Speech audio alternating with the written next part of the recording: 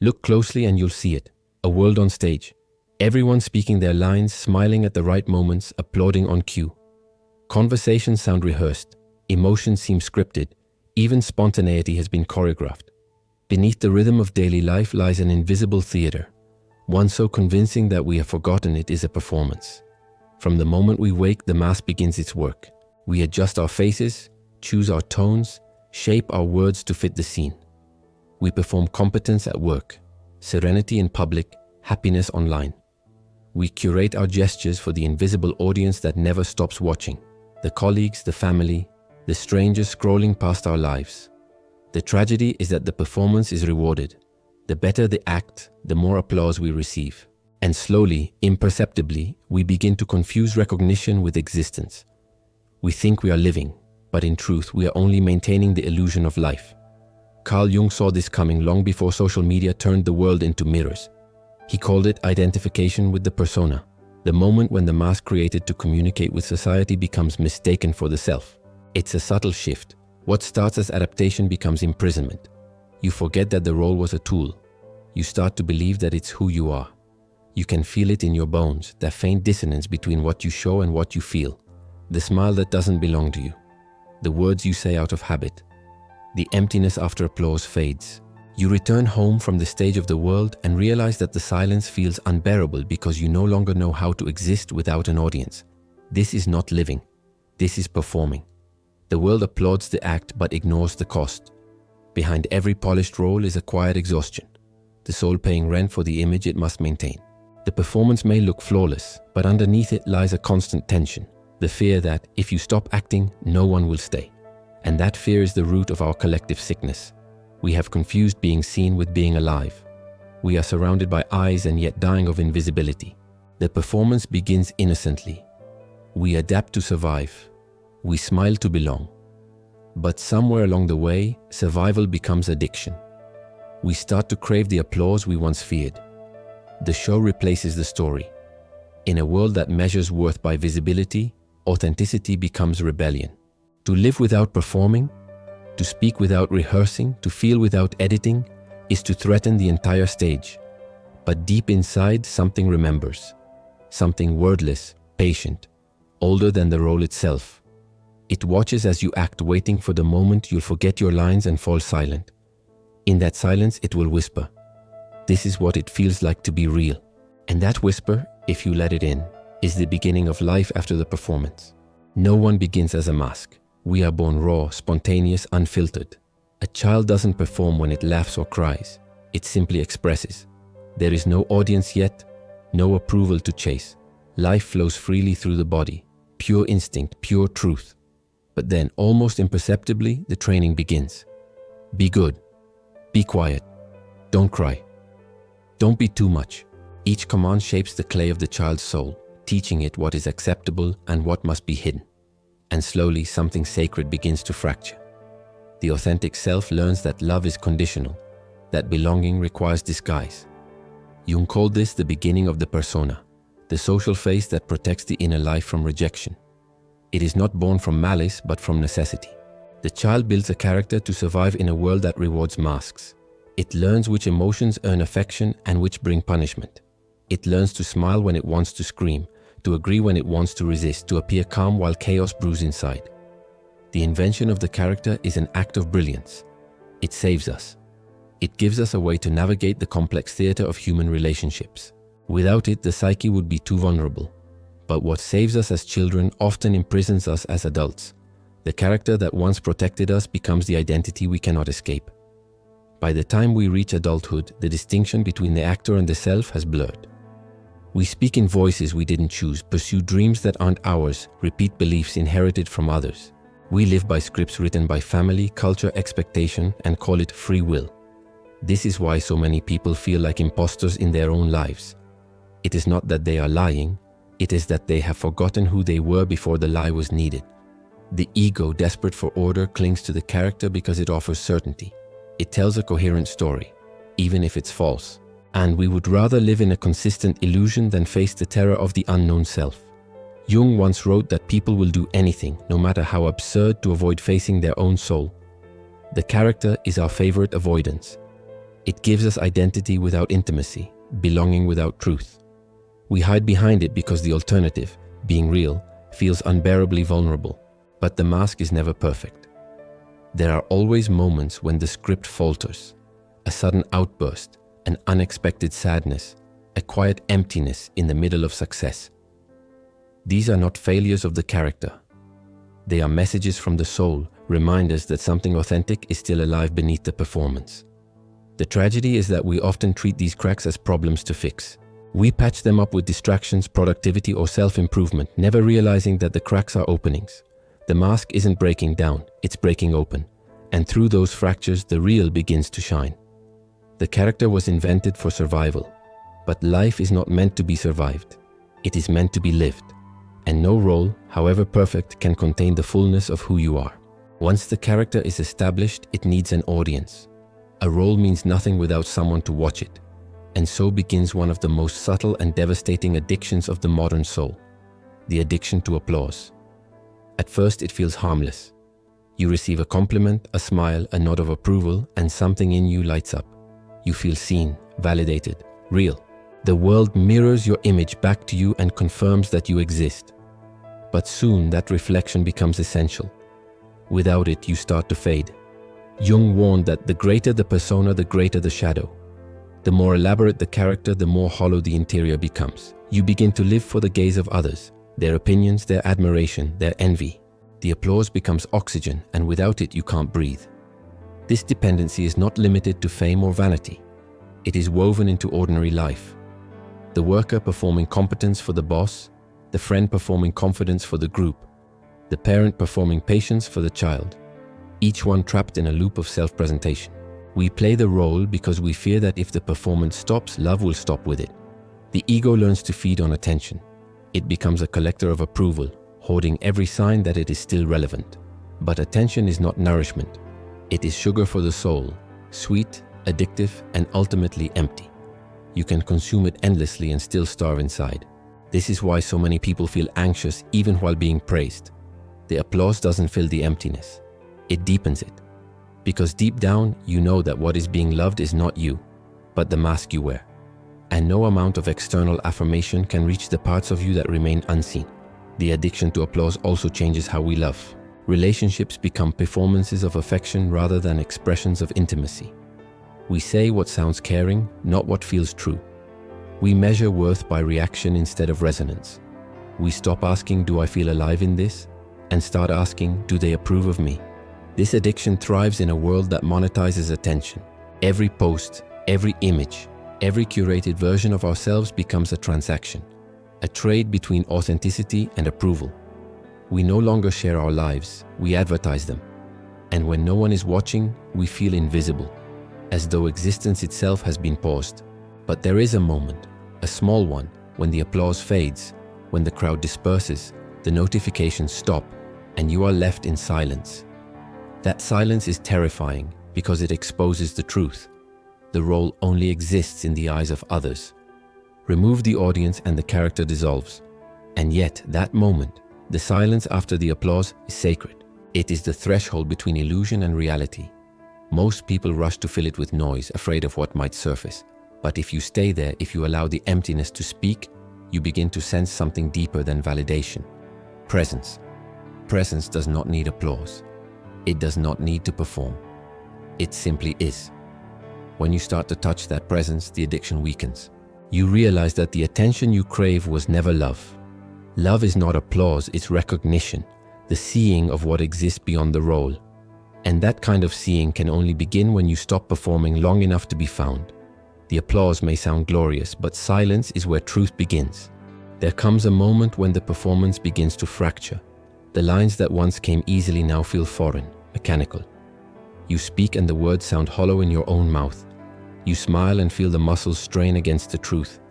The applause that once thrilled you begins to echo like noise in an empty hall. Something inside you knows. The script is falling apart. It often begins quietly. A vague fatigue that no rest can cure, a strange sense that your life is running on autopilot. You go through the motions, but the meaning has evaporated. The scenes continue, but you are no longer inside them. You start to feel like an understudy in your own existence, performing a role written for someone else.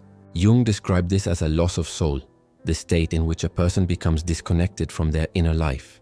The world may see success, but inside there is only emptiness, a hollowness that no achievement or affection can fill. The ego built on performance begins to crumble under its own weight. At first you try to repair the script. You adjust the scenery, change the costume, rewrite the dialogue.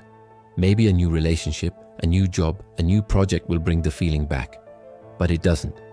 The problem is not the play, it's the fact that you no longer belong on stage. And so begins the collapse, not of failure but of falseness. The persona starts to crack, revealing glimpses of something raw and unedited beneath. Emotions long suppressed surge upward. Sadness, anger, longing. All the parts of yourself that were cut from the performance return, demanding to be heard. This is the crisis of authenticity. It feels like breakdown, but it is breakthrough. The self you built is dying, and the soul is reclaiming its place. The collapse is terrifying because it dismantles everything you believed about who you are. The people who loved your character may not recognize you anymore. The world may call it a midlife crisis, depression, or burnout. But these are only names for the same event, the soul waking from its disguise. In this state, the old rewards lose their power. Praise feels irrelevant. Success tastes empty. Even happiness feels suspicious, as if it were another costume. What you crave now is something you can't yet define. Something real, unedited, unperformed. The ego resists with all its strength. It insists that you hold the role together, that without the script you will vanish. It tells you that without the character no one will love you, that your life will collapse into chaos.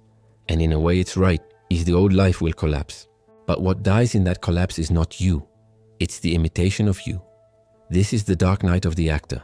The stage lights go out, the audience disappears, and for the first time, you are alone with the silence that was always waiting. It's disorienting, painful. But beneath the fear lies something extraordinary. Relief. You no longer have to pretend. The collapse of the script is the beginning of truth. It is the soul's rebellion against artificial order, the psyche demanding to live in alignment with what is real. Most people fear this moment, but Jung saw it as the doorway to transformation. He called it individuation, the process by which the false self dissolves so that the true self can emerge. The collapse is not a tragedy, it is a birth. The actor steps off the stage, trembling but alive, and whispers into the dark, "If I am not this role, then who am I?" And somewhere in that question, life begins again. When the performance collapses, the silence that follows can feel unbearable. The stage is empty now. No lights, no lines, no applause. Only you, raw, uncertain, and stripped of identity. For the first time, there is no role to hide behind, no character to protect you from the truth. At first, it feels like death. You grieve not only what you've lost, but who you thought you were. The ego mourns its own image, the character it spent years perfecting. It whispers, "You are nothing without me." But beneath that despair, something faint begins to move. A voice quieter than thought, softer than memory. It says, "You are here." This is the encounter with the self, the moment when what is real within you begins to rise. It is not dramatic. It doesn't arrive with thunder or revelation. It comes as a slow remembering, a recognition that you have always existed beyond the roles you've played. Jung described the self as the totality of who we are, both conscious and unconscious, light and shadow, the eternal and the human. The ego believes it is the center of existence, but it is only a fragment. When the persona collapses, the self begins to reclaim its place at the center of life. The first meeting is awkward. You don't yet know how to live without pretending. You may feel disoriented, even lost. The emotions that arise are raw, unedited. Grief, relief, anger, gratitude, all blending into one. But beneath them runs a quiet sense of truth, as if after years of echo, you are finally hearing your own voice. You start to notice small moments that feel different. Moments of unforced honesty, of natural silence, of genuine connection. They are not performances, they are presence. The self is not something to be achieved, it is something you allow. It has been here all along, waiting beneath the noise. Meeting the self requires humility. It demands that you stop trying to control the story and start listening to what the story has been trying to tell you. It requires letting go of perfection, because perfection belongs to the character. The self is not perfect, it is whole. It includes everything you tried to hide, The fear, the longing, the tenderness, the doubt. At first, this wholeness feels overwhelming. How could you have carried so much of yourself without knowing it? But as you allow each piece to return, something begins to shift. You stop dividing your life into successes and failures, right and wrong, light and dark. You begin to see that everything belongs, that even your mistakes were part of your unfolding. In this space, the need for applause disappears. You no longer perform to be seen. You begin to see. The eyes that once searched for recognition now look inward, not in narcissism but in reverence. You begin to sense a quiet intelligence guiding you, not from above but from within. This is the moment when life starts to feel sacred again. You wake with a different awareness. You move slower, speak with more intention, listen with more curiosity. You no longer chase meaning, you live it. You understand now that being real was never about rejecting the world. It was about returning to it unmasked. Jung wrote, "The privilege of a lifetime is to become who you truly are." That privilege begins here, in the stillness after the collapse, in the gentle rediscovery of the one who was never acting. You are not the character. You are the consciousness that watched the play all along. The death of the character is not an event. It is a slow unraveling. It happens in quiet moments, in the pauses between the old habits of pretending. You start to notice how often you used to edit yourself mid-sentence, how many smiles were armor, how many ambitions were echoes of expectation. And one by one, those gestures begin to lose their power. The old reflexes still appear, but they feel foreign now, like trying to wear clothes that no longer fit. This is not self-improvement. It is self-dismantling. The character begins to dissolve not because you fight it, but because you finally stop feeding it. You no longer need to protect the illusion of who you were. The applause no longer intoxicates you. The praise no longer defines you. Even the fear of being misunderstood begins to fade because truth has become more important than approval. The death of the character is not a rejection of the world. It is a refusal to live by its falseness.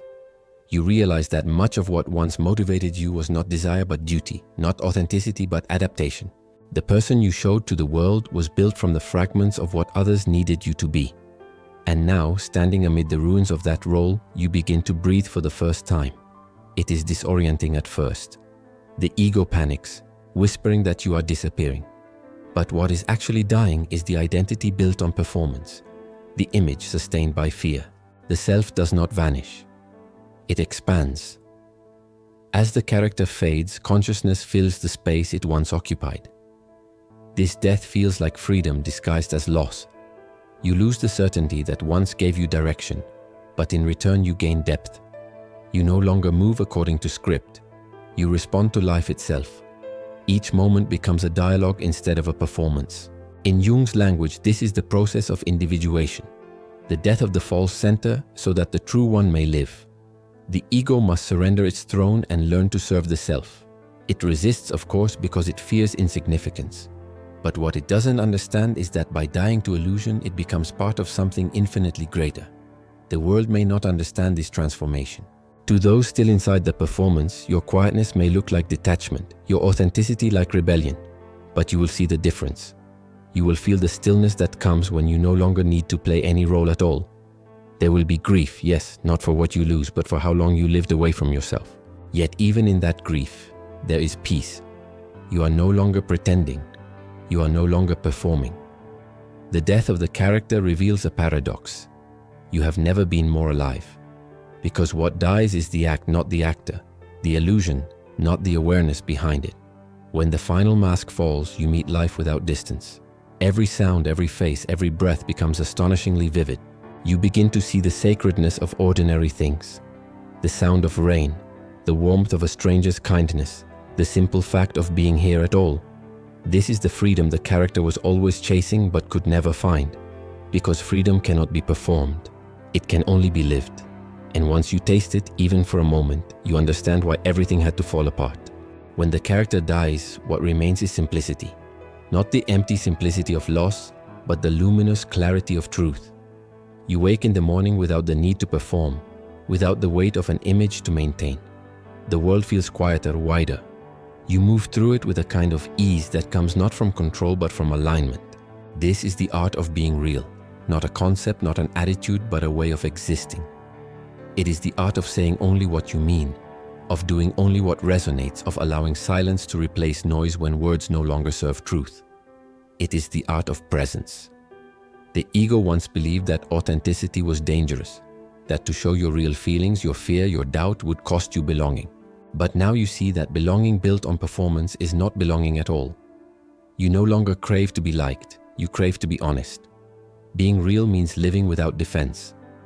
It is not about exposing everything, but about hiding nothing. It means standing in uncertainty without disguising it as confidence. It means allowing tenderness to exist beside strength and silence beside opinion. It means realizing that your imperfections are not obstacles to your humanity. They are your humanity. Jung wrote that the individual must stand firm in the face of collective expectation. To be real, therefore, is an act of quiet defiance. You will feel the pressure to resume the performance, to return to the safety of the script. But the truth no longer fits inside false forms. You will learn to disappoint others rather than betray yourself. At first, authenticity feels lonely. There are fewer people around you, fewer performances to match, fewer masks to dance with. But what remains is deeper. Conversations become slower, truer. You no longer speak to impress, you speak to connect. And in that connection, you discover what you were missing all along: intimacy without illusion. To live this way is to accept that not everything must be perfect or constant or understood. You allow contradictions to coexist. You no longer split yourself into fragments of good and bad. You carry your shadow with awareness, not shame. You let life flow through you instead of trying to edit it. This is what Jung meant by wholeness. You are not chasing happiness. You are cultivating integrity. You are not searching for identity. You are resting in essence. Being real also changes your relationship with time.